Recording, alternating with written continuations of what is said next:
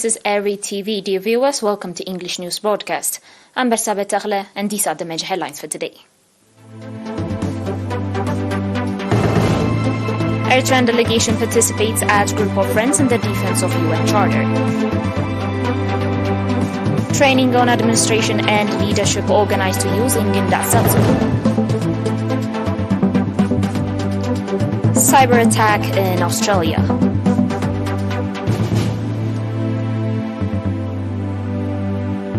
And heavy rains triggered landslides in El Salvador.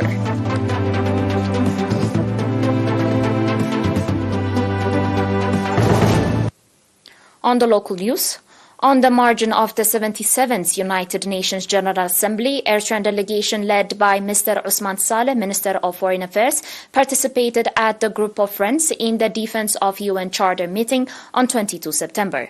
In a speech he delivered at the meeting, Minister Osman Saleh said that the third ministerial meeting of the Group of Friends in the defense of the UN Charter signifies both practical and symbolic importance in a period of time when the lofty ideals of the UN Charter are being blatantly dented and unilateral coercive measures as opposed to multilateral principles have become the norm.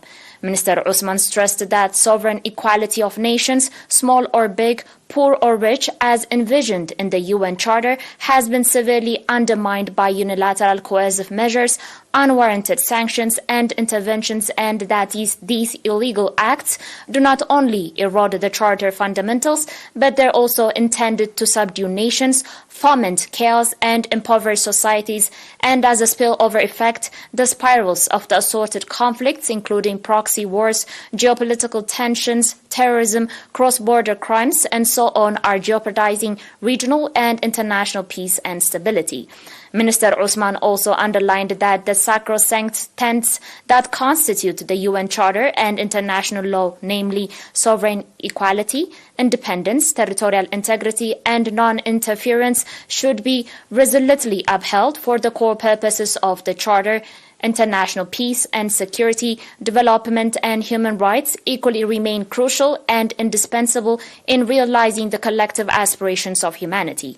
The existing global order and its institutional architecture, as unfair as it designed, needs sweeping and comprehensive reform, and for that, a conspicuous vision and coordinated actions are plausible imperatives in laying a level playing field whereby the intergovernmental and multilateral nature of any UN processes are ensured. The Eritrean delegation also on 21st September participated at the Non-Aligned Movement meeting.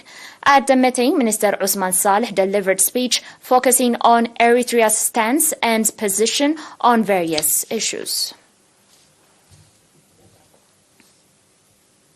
Proceeding with your news, 1 week training on administration and leadership was organized to 30 youths in Ginda subzone. The training included administration concept, decision-making, problems resolution, basic administrative activities, time management, role of women in leadership, professional ethics, as well as role cadre in leadership at workplace. Mr. Salahaddin Ali, head of the National Union of Eritrean Youth and Students branch in the subzone, said that the objective of the training was to develop the capacity of the youth and enable them play leading role in the implementation of the national development drives. Indicating that the training will have significant input in the daily activities of the youth, Mr. Mohammed Said Osman, who provided the training, commended the interest the trainees demonstrated during the program. Mr. Saleh Ahmed, head of organizational affairs at the National Union of Eritrean Youth and Students branch in the Northern Red Sea region, said that similar training programs will be organized to youth in all levels. On today's last local report, public workers in the Central Region voluntarily donated 253 units of blood aimed at enriching the National Blood Transfusion Center. The program that was organized in cooperation with the National Blood Transfusion Service and National Voluntary Blood Donors Association was carried out from 16 to 22 September. The voluntary blood donors include public workers from Hara Transportation Company, Law and Order Branch in the Central Region Administration, Asmara Palace, National Union of Eritrean Youth and Students Branch in Arba'at Asmara Subzone, as well as staff members of Akhriya Subzone Administration. indicating that enriching the National Blood Transfusion Service is the responsibility of every citizen to save lives with their renewable blood. The coordinators of the program called on others to follow the noble example. The voluntary blood donors on their part expressed satisfaction for being part of the voluntary blood donors and pledged to continue donating their blood occasionally. Dear viewers, you're still watching us on ERi-TV, and now we'll be back with your international news.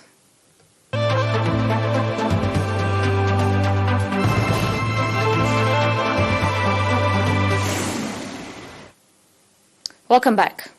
The firm Optus, Australia's second-largest provider, revealed today that sensitive information concerning about 10 million Australian telecom subscribers may have been compromised by a substantial hack. Chief Executive Kelly Bayer-Rosmarin said a sophisticated actor was behind the cyber attack, which gained access to information of about 9.8 million users.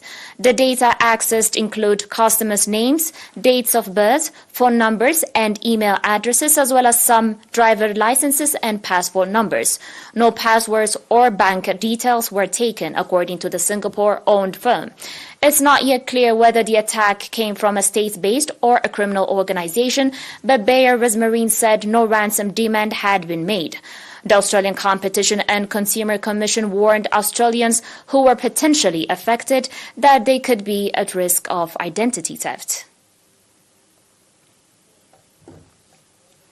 On today's last report, at least 7 people have been killed in El Salvador, officials said, after heavy rains triggered landslides in the south of the capital.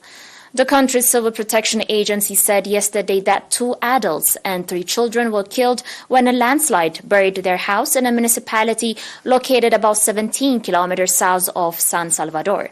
Authorities also said 2 people died and a child was injured after a landslide covered a house in the nearby town of Panchimalco. According to Flood List, or a European Union-funded research group monitoring floods around the world, El Salvador, Guatemala, Honduras, Nicaragua, and Costa Rica have all been impacted by prolonged heavy rainfall that has caused flooding and landslides. You're still watching us on ERi-TV, dear viewers, and now a recap of today's major headlines.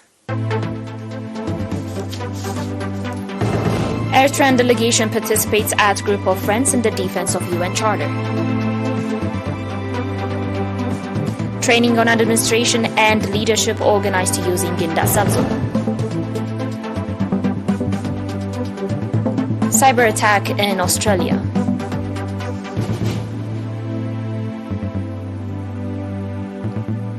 And heavy rains triggered landslides in El Salvador.